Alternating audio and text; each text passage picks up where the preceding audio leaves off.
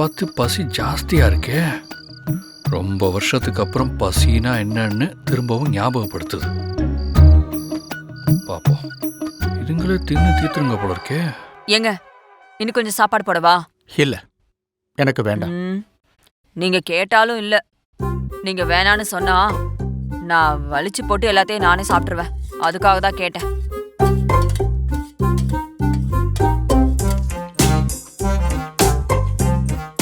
என்ன காந்திமதி, இவ்வளவுதான் சாதம் இருக்கு, உனக்கு போதுமா?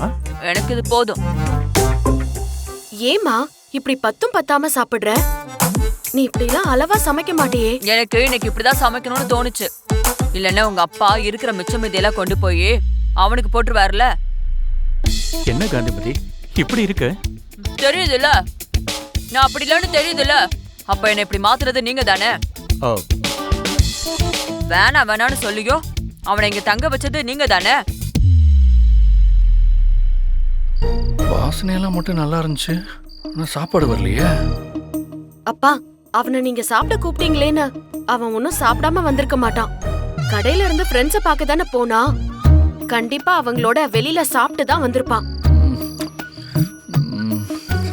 நான் அவனை சாப்பிட வர சொன்னதுக்காகவாவது ஒரு பிடி சோறை கொண்டு போய் அவங்கிட்ட கொடுத்தா தானம்மா நான் சொன்ன வார்த்தைக்கு மரியாதை. நீங்க சாப்பிடுங்கப்பா.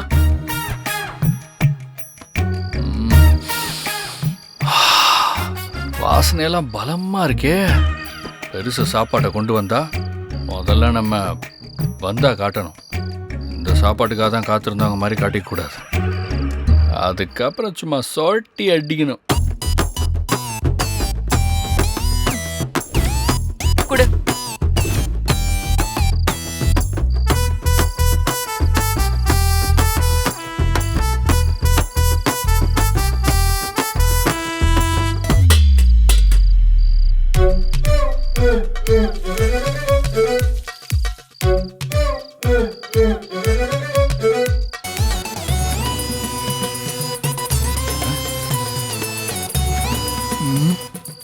ஆஹா, இப்பதான் சாப்பாடு வருது.